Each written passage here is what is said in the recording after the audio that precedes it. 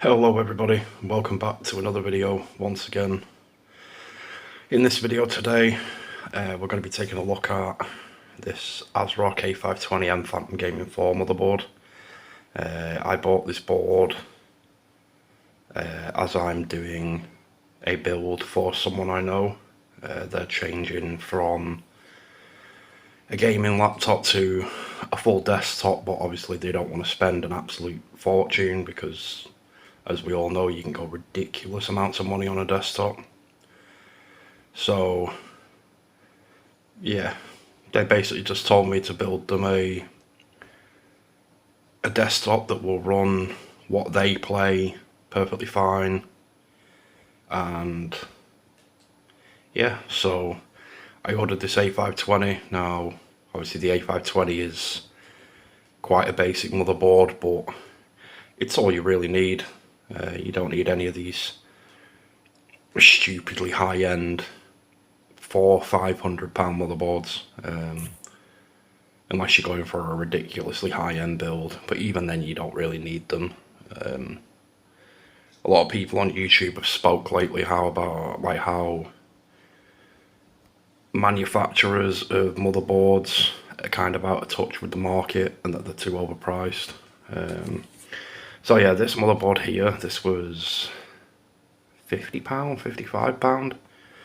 Obviously it's brand new. I ordered it from a company in the UK called CCL. Yeah, now this is obviously an AM4 board. Takes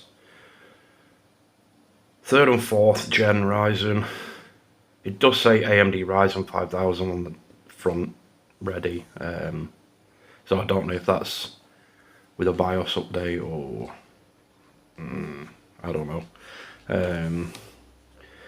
Now I've already ordered the CPU and RAM to go with this board. I ordered a Ryzen 5 3600 and 16 gig of Corsair Vengeance RAM at 3200 mega transfers. So yeah, it'll do the job. So we're just going to take a quick look at this thing today. Like I said, it's not an overly expensive motherboard, but it does the job. So yeah, as you can see by the picture down here, like, I say basic I/O, but all you need really is your gigabit LAN, your USB. You don't really need your DisplayPort, your HDMI if you're using a discrete GPU anyway. I don't understand why they still have PS2 mouse and keyboard sockets. My motherboard doesn't have one, but I don't understand why some do. And like it says here for the description, yeah, supports 3rd gen AM4 Ryzen 3000 4000 series. Obviously the chipset's an A520, 4 DIMM slots up to 4733 overclocked. Obviously 2 PCIe 3.0x16 lanes. Yeah, like 6 USB 3.2 Gen 1, 6 USB 2.0. And then obviously your 4 SATA 3, your 1 Ultra M.2 and your 1 M.2. Like, it's good enough. Like, it's all you really need. So yeah, I will do a quick jump cut to having the box open because I can't do it one-handed, and obviously I'm recording on my phone until I get a proper camera set up. So I will be back in a moment. And welcome back. So yeah, this is it. Obviously open now. You obviously get your normal sort of stuff that no one really cares about. Obviously you've got your manual off it. There's a driver CD. I don't know who even uses a driver CD anymore. You've got your I/O shield, just obviously a basic I/O shield that doesn't have one built in. You've got your M.2 screw. You get 2 SATA cables, which are handy I suppose. You're using SATA SSDs or something. And then yeah, so you've got your obviously your motherboard in its anti-static bag. see if I can get this out one-handed. Possibly not, give me 1 second.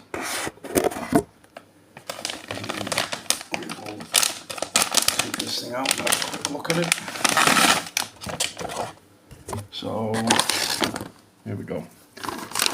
So yeah, right, you've got, I know it's the wrong way around technically, but, well, it's upside down.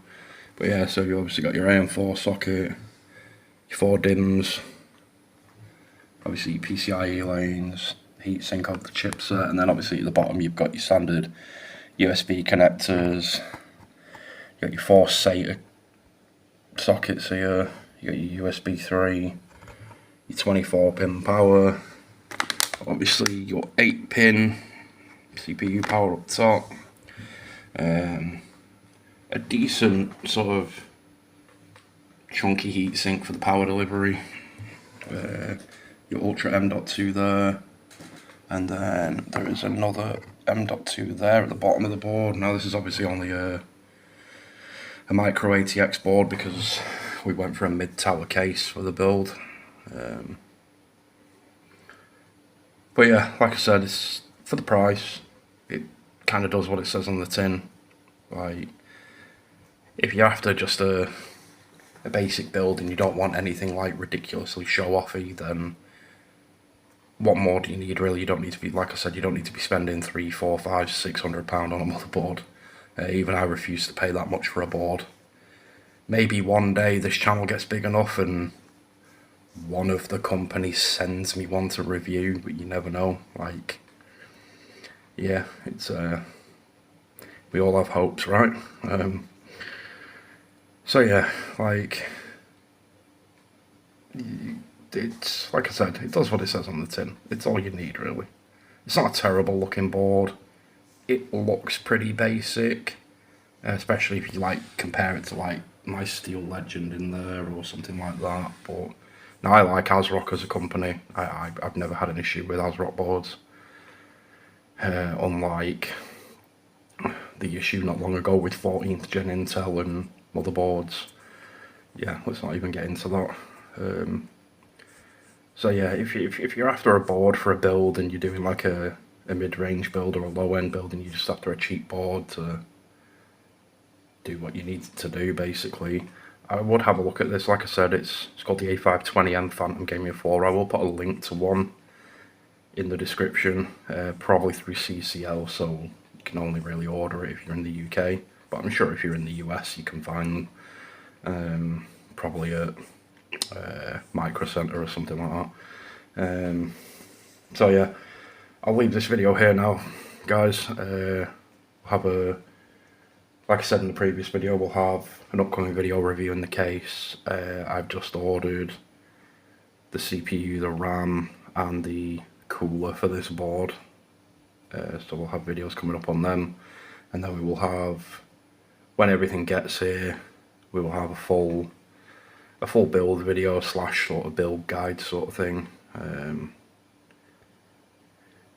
So yeah, anyway, thanks for watching. Keep watching if you wouldn't mind. Hit that subscribe button, the like button, you know the drill.